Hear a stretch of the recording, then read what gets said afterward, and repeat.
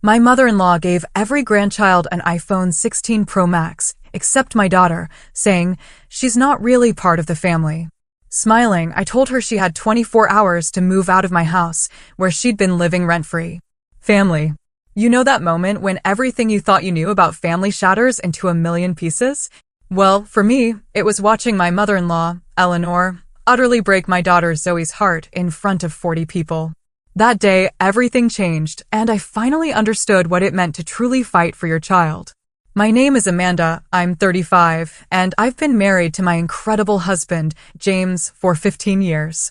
We met in college, built our life in Portland, Oregon, and welcomed our amazing daughter, Zoe, into our lives when she was just an infant.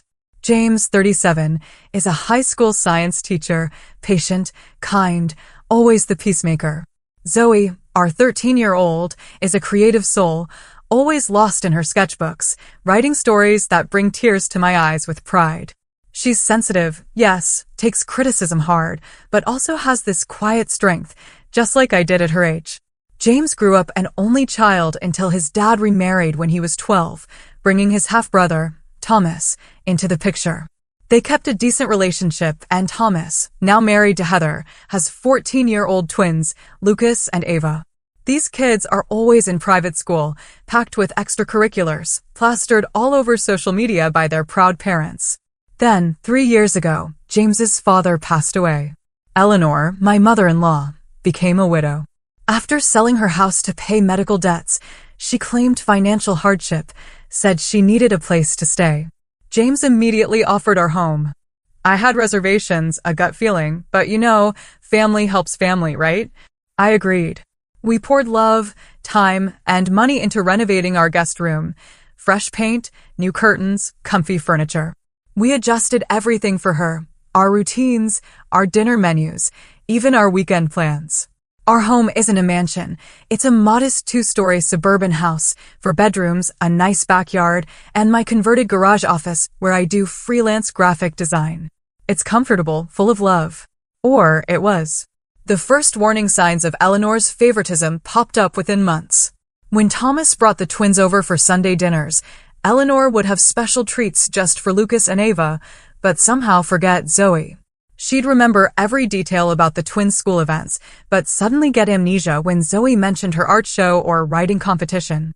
These were small things, easy to brush off, but they were a pattern, growing harder and harder to ignore. Zoe tried so hard to connect with her grandmother. She'd bring her artwork, hoping for a well done or even just a glance. "Grandma, look what I painted today," she'd say, holding out a beautiful watercolor. Eleanor would barely look up from her phone, mumble, "That's nice, dear," and go back to scrolling. But when Lucas showed her his science fair project or Ava talked about her dance recital, Eleanor's face would light up. "Tell me everything," she'd beam, giving them her full, rapt attention. I tried to address it with James subtly several times. "Have you noticed how your mother treats the kids differently?" I'd ask after Eleanor was in her room. James would sigh, run a hand through his hair. "Mom's still adjusting. She'll come around," or "You're reading too much into things. Mom just connects more easily with the twins because they're into sports like Dad was." I'd let it drop, not wanting to cause tension, but the knot in my stomach just kept tightening. Financially, we were comfortable, but we were careful. James's teaching salary and my freelance work covered our needs, but helping Eleanor move in and covering her ongoing expenses had taken a hit on our savings. We weren't struggling, but big purchases needed planning. Eleanor contributed minimally, claiming her Social Security barely covered her needs and meds. We never asked to see her statements, taking her word out of respect. Thomas and Heather, on the other hand, had high-paying corporate jobs. They lived in an exclusive neighborhood, took luxury vacations, and never hesitated to buy the latest gadgets or designer clothes for the twins. I never begrudged them their success, but Eleanor's comparisons always left Zoe feeling inadequate. "Lucas and Ava are going to Europe this summer," she'd announce at dinner. "Isn't it wonderful that Thomas can provide such cultural experiences?" The implication that we were somehow failing Zoe by not matching these opportunities hung in the air, unspoken but suffocating. Despite the tension, we kept up family gatherings, monthly dinners, holidays, casual visits. Thomas and Heather were pleasant enough, if a bit self-absorbed. The twins were typical teenagers, glued to their phones. Zoe often felt overshadowed, finding quiet corners to sketch, occasionally trying to engage her cousins with mixed success. As Eleanor's stay stretched from months to years, this became our new normal. I learned to shield Zoe from the worst comparisons. James continued to make excuses, and Eleanor settled into her role as matriarch, subtly dictating the emotional temperature of our home. It was a precarious balance, but I thought we could manage, for James's sake, for family bonds. I had no idea a single birthday celebration would completely shatter everything and force us to face the ugly truth we'd been avoiding. By coincidence, Zoe and the twins all had birthdays in the same month. Zoe's on the 10th, Lucas and Ava's on the 25th. For years, we'd celebrated separately. But this year, all turning 13, Eleanor suggested a joint party. "It'll be so much more efficient," she said one evening as we cleared the dinner table. "They're teenagers now, it should be special." James loved the idea. Even I had to admit the practical benefits: one venue, one cake, one set of decorations, everyone together. I took charge, booking the community center, ordering a custom 3-tier cake, chocolate for Zoe, vanilla for Lucas, red velvet for Ava. I sent out digital invitations, even created a shared online document for ideas. Thomas and Heather handled drinks and photos, James handled games and music. Zoe was beyond excited to finally be a real teenager. She'd been talking about it for months. "Mom, when I turn 13, can I redecorate my room?" "Nothing childish anymore," she asked one morning. We spent evenings looking at paint samples, browsing for affordable furniture. She also mentioned needing a new phone. Her old one was barely functioning. It wasn't a frivolous request. She genuinely needed it for school and friends. 2 weeks before the party, I took Eleanor shopping for decorations. We were comparing prices on streamers when she suddenly checked her watch. "I need to run a quick errand. I'll meet you at the food court in an hour." I thought nothing of it. Until later, that afternoon, when I overheard her on the phone with Thomas. "Yes, I got them both. The newest model, just as we discussed." "They're going to be so surprised," she whispered, a hushed tone that immediately piqued my curiosity. When she saw me in the doorway, she quickly ended the call. "Just finalizing some birthday details with Thomas," she explained with a dismissive wave. That evening, Zoe shared her wish list. At dinner, "I'd really love some new art supplies, especially those professional colored pencils and maybe some books." She hesitated. "And I know it's expensive, but my phone is really dying. Even a basic new one would be amazing." She looked hopefully around the table, especially at her grandmother. Eleanor barely glanced up from her plate. Art supplies. How nice," she said flatly. But minutes later, when James mentioned the twins' birthday, she perked up immediately. "What are Lucas and Ava hoping for this year? Still into those video games? Or perhaps something more grown-up now that they're 13? The enthusiasm in her voice was unmistakable. I saw Zoe's face fall slightly before she masked her disappointment. James had been working extra summer school sessions specifically to afford good gifts for Zoe. "I want to get her that phone," he told me late one night. "She deserves it, and she really needs it for school." I agreed, though I worried about the expense. We'd been setting aside a little each month, and with the extra summer school money, we could manage it, but it would be a stretch. Around this time, I had coffee with my friend Rachel, who listened patiently as I vented. "It's like she doesn't see Zoe at all," I confided. "Or worse, she sees her but has decided she's somehow less worthy." Rachel, who dealt with similar in-law issues, suggested I start documenting the behavior. Not to create drama, she clarified, but to have concrete examples when you talk to James. Sometimes people don't see patterns until you lay them out clearly. The weekend before the party, Zoe and I baked cookies for her class. As we mixed ingredients, she confided in me. "Do you think Grandma will like the thank you card I made her?" I spent extra time on the details. The hopeful look in her eyes broke my heart. Despite years of subtle rejection, she was still trying to win Eleanor's approval. "It's beautiful, honey. Anyone would be lucky to receive such a thoughtful card," I said, carefully avoiding a direct promise about Eleanor's reaction. Meanwhile, Eleanor became increasingly secretive, receiving packages she'd quickly spirit away to her room. When questioned, she'd say they were personal items or just some things Thomas asked me to keep for him. She started taking private phone calls in her room or on the porch, always ending them abruptly if anyone approached. Her behavior struck me as odd, but with party planning consuming my attention, I didn't press it. At dinner the night before the party, Eleanor dominated the conversation with stories about the twins. Lucas made the varsity soccer team as a freshman, can you believe it? And Ava's dance instructor says she could try out for that prestigious summer program in New York. On and on she went, barely acknowledging Zoe's quiet mention of her own achievement, being selected to display artwork in the school lobby. I noticed Zoe pushing food around her plate, her appetite gone. But when I caught her eye, she forced a smile. I wanted to redirect the conversation, to make space for Zoe, but Eleanor steamrolled every attempt. The day before the party was a flurry of activity. James and I took the afternoon off to decorate the community center. Zoe came straight from school to help, carefully arranging the photo display I'd created, showing all 3 children growing up. Eleanor arrived late, carrying several shopping bags she deposited in a back room without explanation. Just some last-minute surprises, she said when I inquired. Thomas and Heather dropped by briefly to check the setup, the twins trailing behind, eyes glued to their phones, except when Eleanor called them over for hugs and exclamations over how tall they'd grown. As we drove home that evening, exhausted but satisfied, Zoe gazed out the window with a dreamy expression. Tomorrow is going to be the best day ever, she said with such innocent expectation. I reached over and squeezed her hand. If only I had known what Eleanor had planned, perhaps I could have prepared Zoe or prevented the heartbreak. But in that moment, I shared my daughter's optimism, looking forward to celebrating this milestone with family and friends who loved her. The morning of the party dawned bright and clear, a perfect September Saturday. Zoe was up early, too excited to sleep.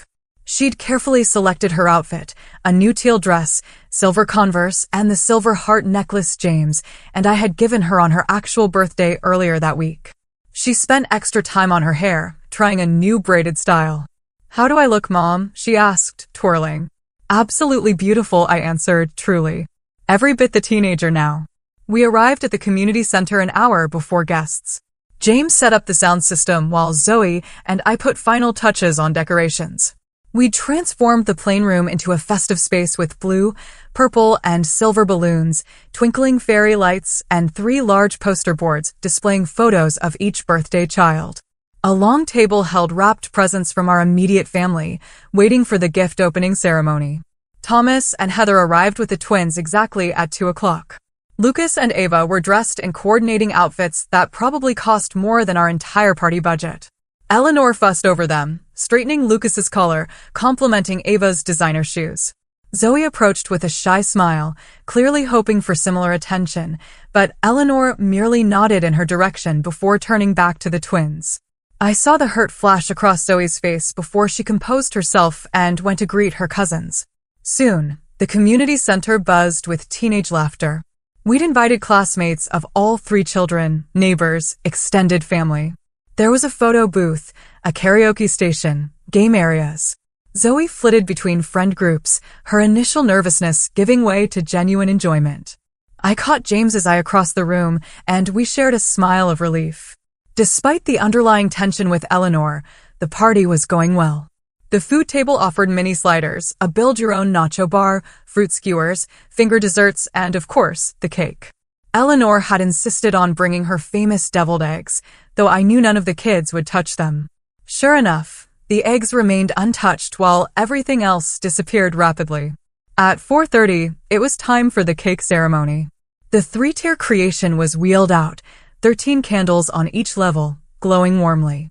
The crowd gathered, phones raised. Zoe, Lucas, and Ava stood side by side, Zoe in the middle as her birthday was closest to the party date. Make a wish, I encouraged as everyone finished singing. The 3 teens exchanged glances, took deep breaths, and blew out their candles in unison. Applause and cheers erupted as James began cutting and distributing slices.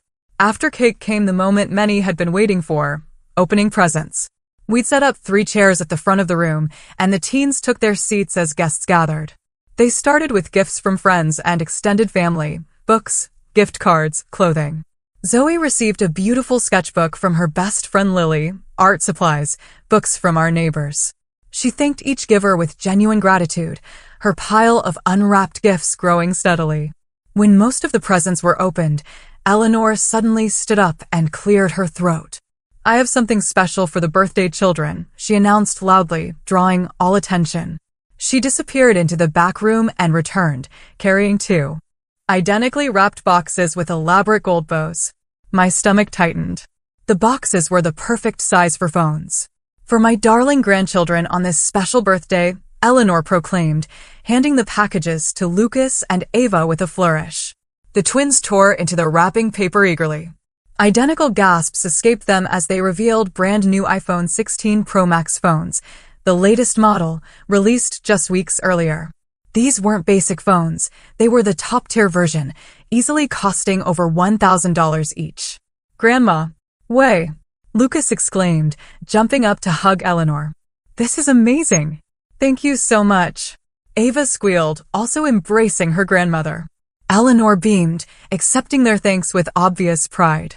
"Only the best for my grandchildren," she said, loud enough for everyone to hear. The room had grown quieter as people realized the extravagance of the gifts. All eyes turned to Zoe, who was sitting very still in her chair, hands folded in her lap. Her expression held confused expectation as she waited for her grandmother to produce a third package. After all, there were 3 birthday celebrants. "Grandma," Zoe finally said, her voice small but carrying in the hushed room. "Did you get something for me too?" Eleanor turned to Zoe, and the look on her face made my blood run cold. It wasn't apologetic or embarrassed. It was dismissive, almost annoyed at being questioned. "That's all I have," she said flatly. "I only got gifts for my real grandchildren." The silence that followed was absolute. 40 people collectively held their breath, unable to believe what they had just heard.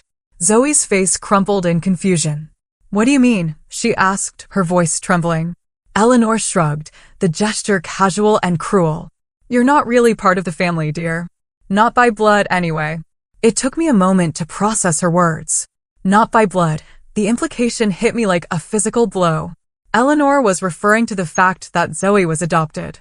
We'd never hidden it, but we'd also never treated it as making her any less our daughter. We adopted her as an infant after years of fertility struggles, and she had been our beloved child from the moment she was placed in our arms. That Eleanor would use this to exclude Zoe was beyond comprehension. Tears welled in Zoe's eyes and spilled down her cheeks. She stood up so quickly her chair tipped over backward, the crash startling in the stunned silence. Then she ran from the room, shoulders shaking with sobs. I immediately followed, pausing only long enough to shoot Eleanor a look that promised this was far from over. I found Zoe in the women's bathroom, huddled in the corner, knees drawn to her chest. Her carefully applied makeup was streaked with tears. Her earlier joy completely extinguished. "Sweetheart," I said, kneeling beside her, pulling her into my arms. She collapsed against me, her body heaving with sobs. "Why does she hate me, Mom?" she choked out between breaths. "What did I ever do to her?" "Nothing, baby." "You did nothing wrong," I assured her, stroking her hair. "Grandma is the one with the problem, not you. You are our daughter in every way that matters." After several minutes of holding her while she cried, I helped Zoe clean her face and fix her hair. "We can leave right now if you want," I offered.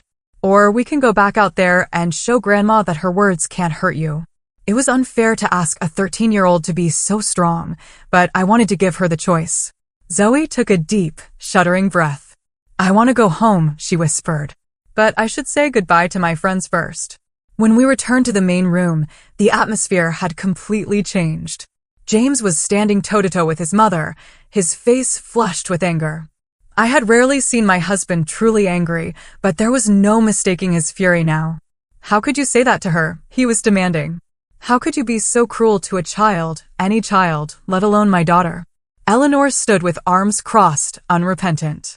"I simply spoke the truth, James. The girl is adopted. She's not a blood relative. Lucas and Ava are my actual grandchildren." Thomas and Heather hovered nearby, clearly uncomfortable. The twins were showing off their new phones to friends, either oblivious or intentionally ignoring the drama unfolding. Most of the other guests were gathering their belongings, eager to escape the tension. The party was effectively over. I guided Zoe around the edge of the room, helping her collect her gifts and say quick goodbyes to her closest friends. Lily, bless her heart, gave Zoe a fierce hug and whispered something that made Zoe give a watery smile. Other friends expressed support through touches on the arm or sympathetic glances. The drive home was filled with tense silence. Eleanor had come with us to the party, but Thomas offered to drive her back to our house later, clearly wanting to remove her from the immediate situation.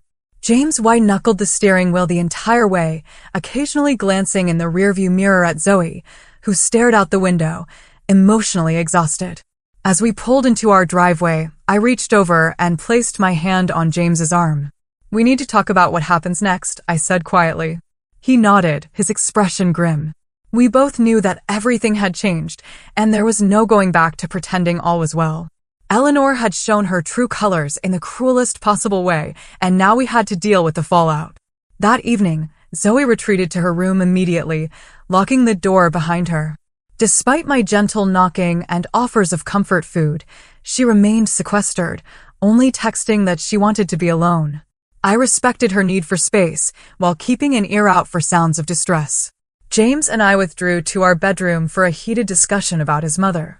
"I cannot believe she would say something so heartless," I said, pacing while James sat on the edge of our bed, head in his hands. "Actually, I can believe it. The signs have been there all along, but this was beyond anything I could have imagined." "She's getting older," James said weakly. "Maybe she didn't mean it the way it sounded." I stopped pacing and stared at him incredulously. "Are you serious right now? I only got gifts for my real grandchildren. You are not really part of the family." "How exactly was she not meaning that the way it sounded, James? Please enlighten me." He sighed deeply, shoulders slumping. I know it was inexcusable. She's my mother, Amanda. I've never seen her act like this before." "Really?" "Never." I challenged him. "What about last Christmas, when she gave the twins those expensive gaming systems and got Zoe a $5 journal from the dollar store? Or when she drove 2 hours to watch Lucas's baseball tournament, but claimed she was too tired to attend Zoe's art show that was 10 minutes away? Or how about all the times she's forgotten Zoe's food preferences, but remembers the twins' favorite snacks in detail? This has been happening for years, James. The only difference is that today, she said the quiet part out loud." James was silent for a long moment, processing my words. "I guess I didn't want to see it," he finally admitted. "It was easier to make excuses than to admit my mother could be so prejudiced." Around 11 o'clock, I heard soft crying from Zoe's room and knocked gently. "Sweetheart, can I come in?"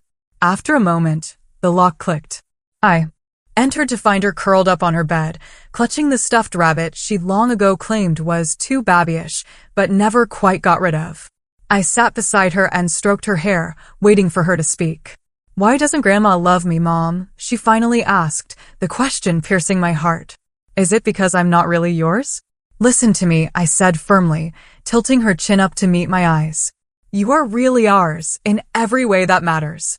Biology doesn't make a family, love does. Grandma is wrong. Completely wrong.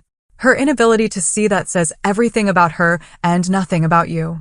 Zoe nodded, but I could tell my words, though appreciated, couldn't fully heal the wound Eleanor had inflicted.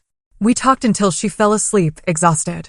I tucked the blanket around her and kissed her forehead before quietly leaving. The next morning, Eleanor acted as if nothing unusual had happened. She came downstairs for breakfast, complained that the coffee was too strong, and asked what was planned for the day, as if the previous day's party had been a complete success. James and I exchanged glances over our mugs, silently communicating that a confrontation was inevitable. "Mom," James began, setting down his coffee. "We need to talk about what you said to Zoe yesterday." Eleanor waved her hand dismissively. "Is she still upset about that? Children are so sensitive these days. In my time, we learned to toughen up." "You told my daughter she wasn't part of the family," James said, his voice low but intense. "You deliberately excluded her while lavishing expensive gifts on her cousins. How exactly should she have toughened up about that?" Eleanor sighed dramatically. "I'm sorry if feelings were hurt. That was not my intention. But facts are facts, James. The girl is adopted. Lucas and Ava are my blood relatives. Her name is Zoe." I interjected, unable to contain myself. Not the girl, Zoe. And she has been our daughter since she was 3 days old. Eleanor pursed her lips, but said nothing further, and the conversation ended in a stalemate when Zoe came downstairs, eyes puffy from crying. Eleanor barely acknowledged her, busying herself with the newspaper, while Zoe silently ate a small bowl of cereal. Later that day, while doing laundry, I found a receipt in the pocket of Eleanor's slacks. It was from an electronics store, showing the purchase of 2 iPhone 16 Pro Max phones, totaling over $2,500. The date on the receipt was 2 weeks earlier, confirming this had been a premeditated decision, not a last-minute impulse. The discovery hit me like a punch to the gut. Eleanor had planned to exclude Zoe all along, to publicly humiliate my child on her birthday. Even more disturbing was the realization that Eleanor clearly had substantial savings despite claiming financial hardship as the reason for moving in with us. $2,500 for phones was not a small expense for someone supposedly struggling to make ends meet. How many other lies had she told us? Over the next few days, Zoe withdrew.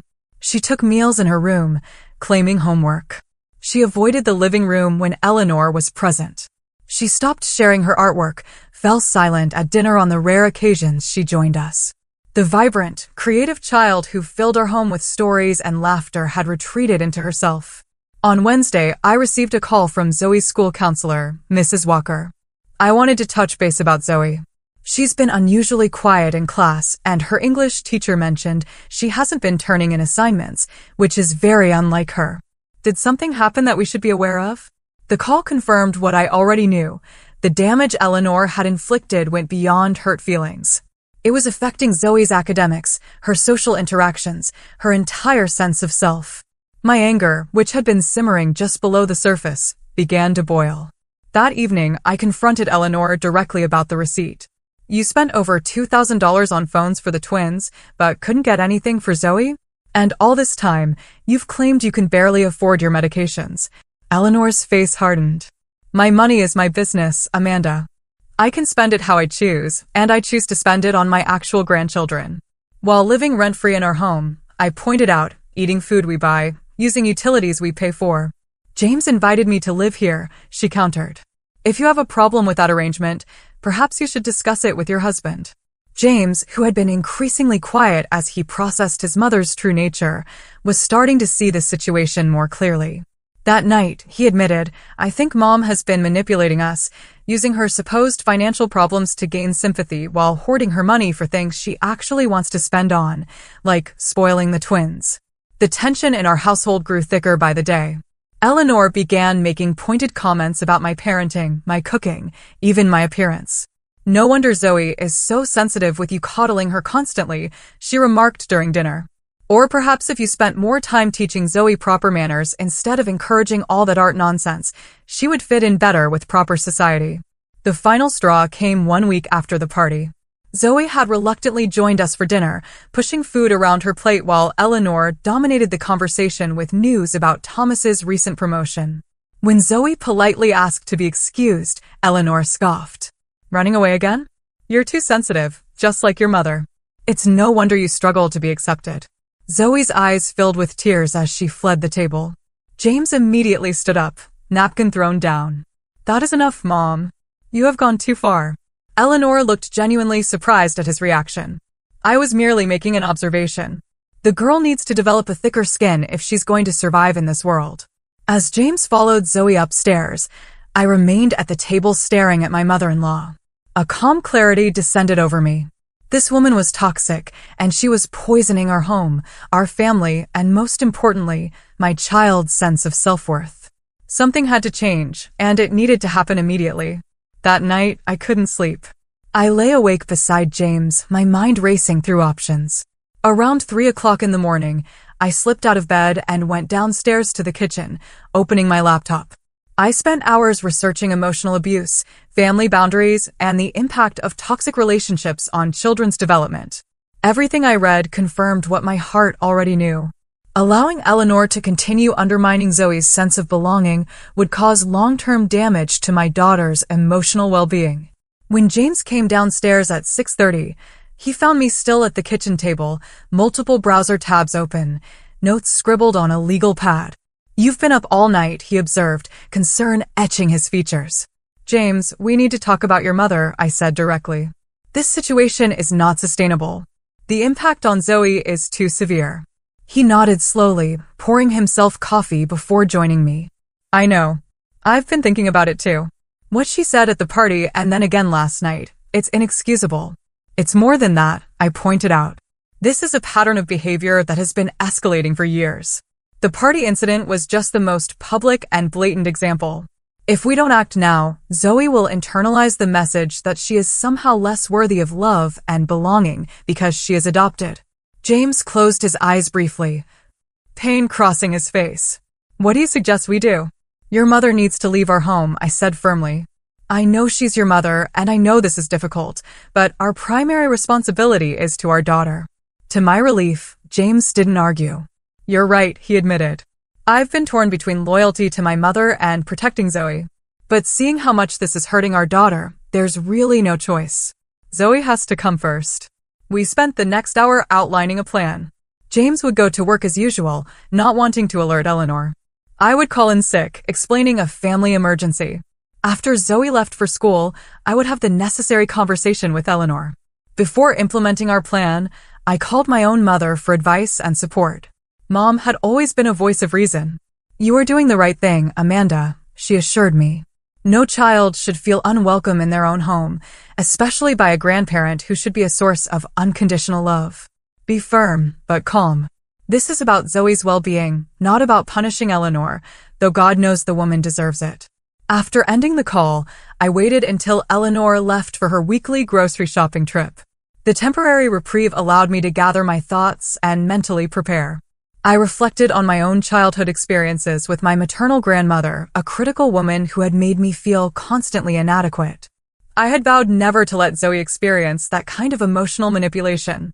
Yet, here we were, history repeating itself in my own home. At 11 o'clock, Eleanor returned with several shopping bags. I helped her unload groceries, making casual conversation. Once everything was put away, I suggested we sit down with coffee. There's something important we need to discuss, I said, keeping my tone neutral. Eleanor followed me to the kitchen table, an expression of mild curiosity. I placed a mug of coffee in front of her, exactly as she liked it, with 1 sugar and a splash of cream. I took a seat across from her, hands wrapped around my own mug to stop them from shaking. Eleanor, I began calmly. I want to talk about what happened at the birthday party and the comments you've been making to Zoe. She rolled her eyes slightly. Are we still on that? I thought we had moved past it. No, we have not moved past it, I said firmly. What you said deeply hurt Zoe. Telling her she is not part of the family because she is adopted was cruel and untrue. I merely stated a fact, Eleanor replied, sipping her coffee. The girl is not biologically related to me. Lucas and Ava are. It's a simple matter of genetics. Zoe is our daughter in every way that matters, I countered. Family is about love and commitment, not just DNA. And even if you privately held that outdated view, to announce it publicly at her birthday party while giving expensive gifts to her cousins was deliberately hurtful. Eleanor's expression hardened. Children today are coddled too much. In my day, we learned to accept reality without all this emotional hand-holding. This is not about coddling, I said, my voice still controlled despite my rising anger. This is about basic respect and kindness, which you have consistently failed to show Zoe. Perhaps if you had raised her differently, she would not be so sensitive, Eleanor sniffed. Though I suppose given her unknown background, certain tendencies are to be expected. I took a deep breath, counting silently to 5. What exactly do you mean by that? Eleanor leaned forward, apparently pleased to have provoked a reaction. Let's be honest, Amanda. I never thought James should have married you to begin with. You come from a completely different social background than our family. And then to adopt a child of unknown origin instead of continuing to try for a biological child, well, it was not what I would have advised. The mask had finally dropped completely. I stared at her, momentarily speechless at the naked prejudice in her words. Unknown origin, Zoe's adoption was fully documented and legal. We knew her birth mother's medical history and background. Those other children have proper breeding, Eleanor continued, warming to her topic now that she had an audience. Good stock on both sides. Thomas married appropriately, and their children reflect that good judgment. It was as if a fog had lifted, revealing the full extent of Eleanor's classist, prejudiced worldview. All the subtle digs, the coincidental oversights, the lavish praise for the twins contrasted with criticism for Zoe. It all made perfect sense. This wasn't just about adoption. It was about Eleanor's perception of social class and appropriate family connections. Your granddaughter is a kind, creative, intelligent person, I said, my voice now steely with controlled anger. The fact that you cannot see her value because you are fixated on some outdated notion of breeding says everything about your character and nothing about hers. Eleanor's mouth tightened. I see James has failed to teach you proper respect for your elders. But then, given your background, perhaps that is to be expected. My background? I repeated. You mean my father being a firefighter and my mother a nurse? The people who taught me that character matters more than social status? Who raised me to judge people by their actions, not their pedigree? Precisely, Eleanor sniffed. Perfectly respectable, I'm sure, but hardly the sort of family James was raised to associate with. And now you're raising Zoe with the same common values. I took a moment to gather myself, recognizing Eleanor was trying to provoke an emotional outburst to dismiss my concerns. Eleanor, I said, finally, I am going to ask you directly. Will you apologize to Zoe for what you said at the party and commit to treating her with the same respect and affection you show Lucas and Ava? Eleanor's response was immediate and unapologetic. I have nothing to apologize for. The truth may be uncomfortable, but that does not make it any less true. The girl is not my blood relative, and I am under no obligation to pretend otherwise. I nodded slowly, having received the answer I expected, but still hoped against. I took a deep breath, steeling myself for what came next. In that case, I need you to pack your things and leave our home. You have 24 hours. Eleanor's eyes widened in genuine shock. Excuse me? You have 24 hours to pack your belongings and find other accommodations, I repeated, my voice calm but firm. This is not negotiable. This is James's house too, she sputtered. You cannot make this decision alone. James and I have already discussed this, I informed her. He agrees that your presence is harmful to Zoe and that you need to leave. This is absurd.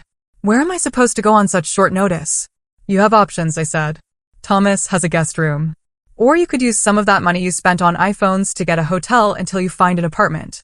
The choice is yours. But either way, you will not be living here after tomorrow morning. Eleanor's face flushed with anger. You cannot throw me out. I am an elderly woman.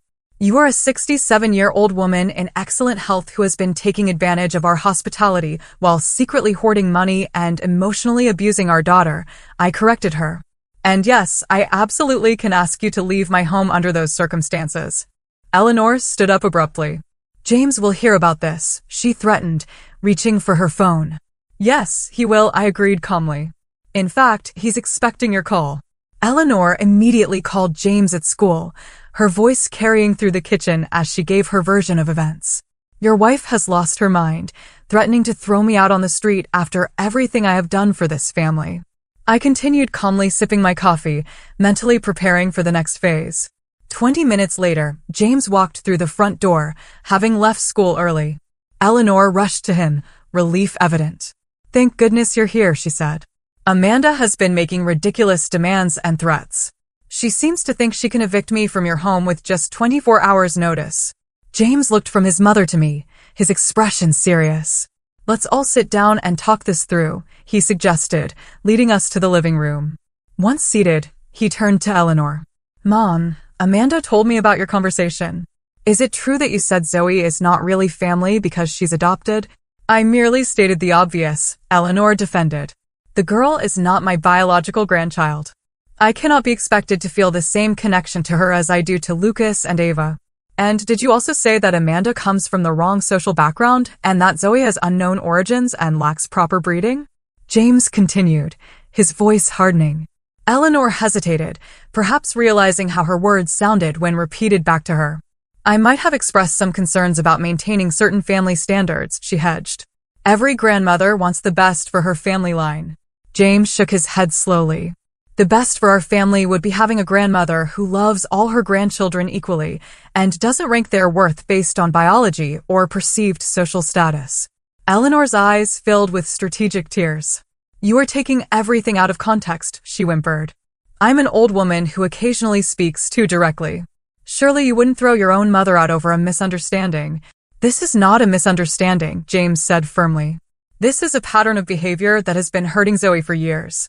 As her father, it is my job to protect her, even if that means making difficult decisions about family relationships.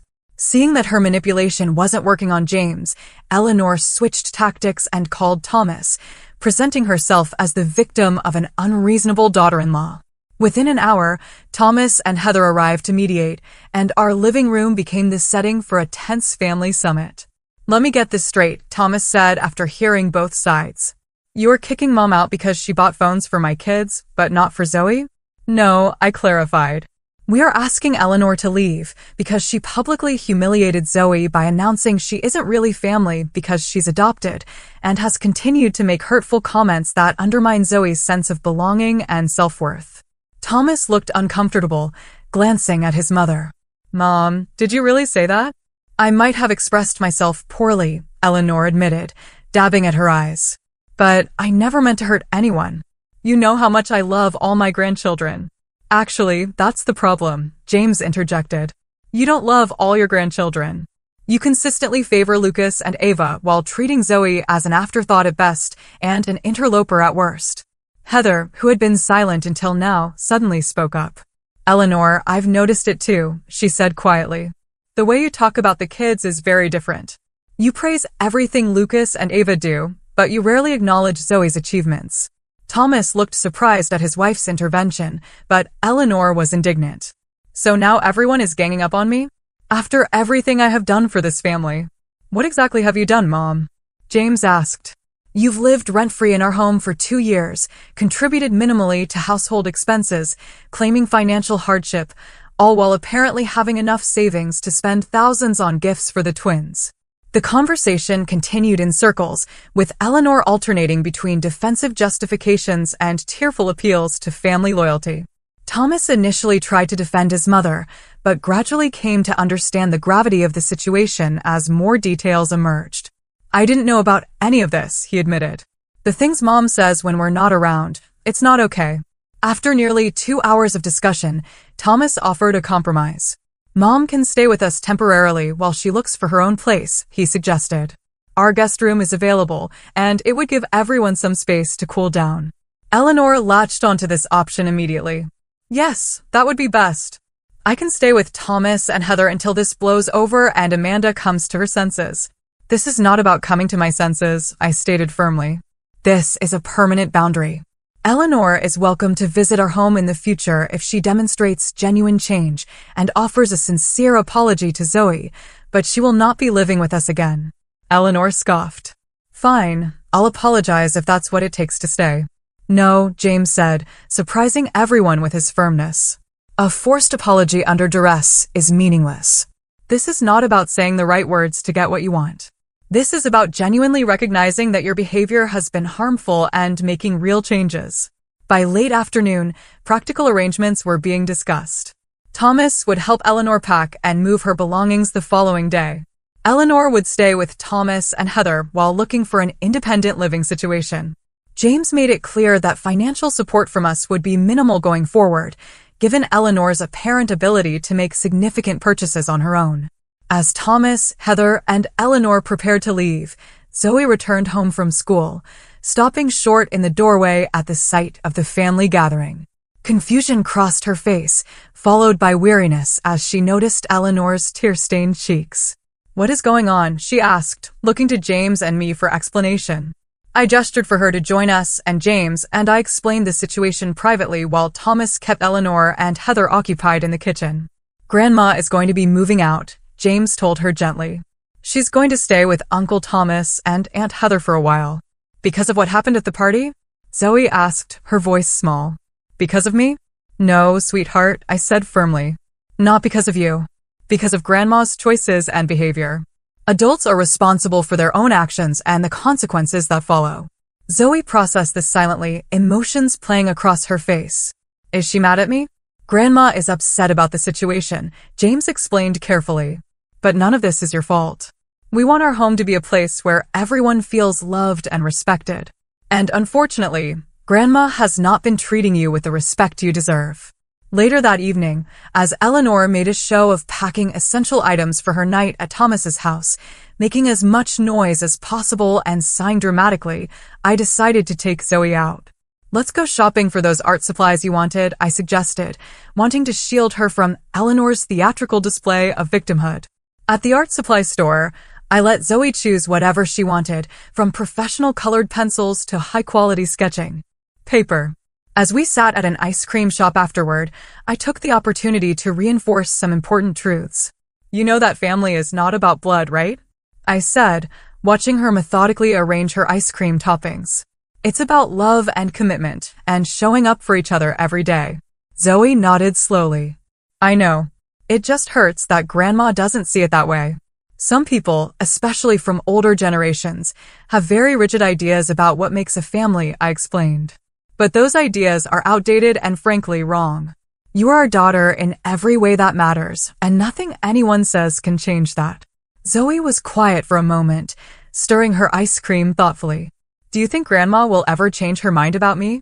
I considered my answer carefully, wanting to be honest without crushing her hope entirely. "I don't know, sweetheart. People can change if they want to, but they have to recognize there's a problem first. What I do know is that we are not going to let anyone make you feel less valued or less loved, even if that person is family." As we drove home, Zoe seemed lighter somehow, as if a burden had been lifted. The process of healing was just beginning, but this first step, removing the source of ongoing hurt from our daily lives, already seemed to be having a positive effect. The next morning, tension hung in the air as Eleanor prepared for her final departure. Thomas arrived at 9 o'clock to help with her remaining belongings, bringing his SUV. James had taken the day off work to oversee the process and provide moral support for Zoe, who remained subdued but appeared more relaxed than she had in weeks. Breakfast was a stilted affair, with Eleanor picking at her food and making pointed comments about being cast out and abandonment in old age. James remained firm but respectful, refusing to engage with her attempts to trigger guilt. Zoe ate quickly and excused herself to get ready for school, clearly wanting to avoid a difficult goodbye. Before leaving, Zoe hesitantly approached her grandmother in the hallway. Despite everything, she was attempting to be the bigger person, a gesture that filled me with pride. "Goodbye, Grandma," she said softly. "I hope you'll be comfortable at Uncle Thomas's house." Eleanor's response was cool, her lips pressed into a thin line. "Goodbye, Zoe," she said. No term of endearment, no embrace, no sign of remorse. Even in this final moment, she could not bring herself to show warmth to the child she had hurt so deeply. Zoe's shoulders drooped slightly, but she lifted her chin and walked out the door to catch her bus, dignity intact. James had a final conversation with his mother in the privacy of the guest room that had been her home for 2 years. I didn't overhear their exchange, but when he emerged, his eyes were red-rimmed, but his posture was resolute. "She still doesn't really get it," he told me quietly. "She sees herself as the victim in all this, but I made it clear that our priority has to be Zoe, and that any future relationship depends on her ability to respect our daughter." At 11 o'clock, Thomas closed the trunk of his SUV on the last of Eleanor's possessions. There were awkward handshakes and stiff hugs, promises to talk soon that everyone knew would be difficult to fulfill, at least initially. And then Eleanor was in the passenger seat, face set in an expression of martyred suffering, and Thomas was driving away, the car disappearing around the corner of our street. James, standing beside me on the porch, let out a long breath. "I never imagined it would come to this," he admitted, having to choose between my mother and my daughter. I squeezed his hand. "You didn't choose between them. Your mother forced that choice through her own actions. You simply protected Zoe, which is exactly what a good father should do." As we returned inside, the house felt different immediately. It was as if a heaviness had lifted, an invisible cloud of tension dissipating now that its source had departed. I realized how much energy we had all been expending navigating around Eleanor's moods and prejudices. How careful we had become in our own home to avoid triggering her disapproval. That evening, we had our first dinner as just the 3 of us in 2 years. No one commented on the empty chair, but conversation flowed more easily. Laughter returned to our table, and Zoe volunteered information about her day without being prompted, a small but significant change. After dinner, James sat with Zoe on the couch, his arm around her shoulders. "I owe you an apology," he said seriously. "I should have recognized what was happening sooner. I should have protected you better." Zoe leaned against him. "It's okay, Dad. Grandma is your mom. It's complicated." "Being complicated does not excuse hurting someone you love," James replied. "I want you to know that you are the most important person in the world to your mom and me. We chose you. We wanted you. And nothing, absolutely nothing, makes you any less our daughter than if you had grown in your mom's belly." That weekend, we made a point of doing something special together as a family. We drove to the coast, spent the day building sandcastles and collecting shells, and had dinner at a small seafood restaurant overlooking the ocean. It was nothing extravagant, but it was a deliberate investment in reconnecting, in rebuilding the sense of security and belonging that had been damaged. Over the following weeks, we learned that Eleanor had moved into Thomas and Heather's guest room, a situation that was already causing some strain. Thomas called James occasionally, sometimes to vent about their mother's difficult behavior, sometimes to report small improvements in her attitude. Heather had apparently had several frank conversations with Eleanor about her treatment of Zoe, which Eleanor received with varying degrees of defensiveness. For our part, we maintained limited contact with clear boundaries. James would speak to his mother on the phone once a week, keeping conversations brief and steering away from contentious topics. Zoe was not asked to participate in these calls, though the door was left open for her to do so if she ever wanted to. I spoke to Eleanor only when absolutely necessary, maintaining civil but distant relations. We began family therapy sessions to help process the experience, particularly for Zoe. Our therapist, Dr. Martinez, helped us understand the dynamics that had allowed the situation to develop and provided tools for healing.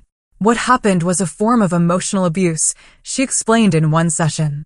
"It's important to name it as such, not to demonize Eleanor, but to validate Zoe's experience and ensure it is addressed properly." Zoe's recovery was gradual but steady. The school counselor reported improvement in her engagement with classes and peers. She began sharing her artwork again, her creativity flowing more freely now that she wasn't constantly bracing for criticism or dismissal. Small signs of her returning confidence appeared, speaking up more at dinner, inviting friends over, suggesting family activities. About a month after Eleanor's departure, we repainted Zoe's room, transforming it from the pale yellow of her childhood to a cool teal that reflected her emerging teenage aesthetic. It was a symbolic fresh start, a reclaiming of space, both physical and emotional. 6 months later, Zoe's art teacher selected her painting for the district-wide student exhibition. The piece, a striking watercolor depicting a young girl standing at a crossroads with paths stretching toward different horizons, showed remarkable technical skill and emotional depth for a 13-year-old. The artist's statement accompanying it read, "Sometimes we have to choose which path to take in life. The hardest choices often lead to the most beautiful destinations." Eleanor did not attend the exhibition, though Thomas, Heather, and the twins did, making an effort to support Zoe in a way they had not before. Perhaps seeing their grandmother's behavior through new eyes had shifted something in their understanding as well. The twins were surprisingly engaged, asking Zoe questions about her techniques and inspiration. Small steps toward a different kind of cousin relationship, one not defined by Eleanor's influence. As I watched Zoe confidently explaining her artwork to attendees, her face animated with passion for her creation, I reflected on the difficult journey we had navigated. The pain had been real, the confrontations uncomfortable, the family bonds strained. But in protecting Zoe and standing firm against the subtle and not-so-subtle undermining of her worth, we had ultimately created space for her to flourish. "I know my worth now," Zoe told me one evening as we looked through her sketchbook together. "I know that family is about who loves you, not whose DNA you share." The wisdom in her young voice brought tears to my eyes. Through all the hurt, she had emerged with a stronger sense of self and a deeper understanding of what truly matters in relationships. Eleanor's rejection, painful as it was, had ultimately led to powerful lessons about standing up for oneself and recognizing toxic behavior, even when it comes from family. Our story does not have a neat fairy tale ending. Eleanor has not had a dramatic change of heart or suddenly recognized the error of her ways. Family gatherings remain complicated. Relationships are still being rebuilt and redefined. But our home is now a sanctuary again, a place of acceptance and love where Zoe can grow into herself without constantly seeking approval from someone incapable of giving it freely. The journey taught us all that protecting our children sometimes means making painful choices, setting difficult boundaries, and weathering the disapproval of others. It taught us that family is defined by love and commitment, not by biology or social expectations. Most importantly, it taught Zoe that she is worthy of respect and belonging exactly as she is.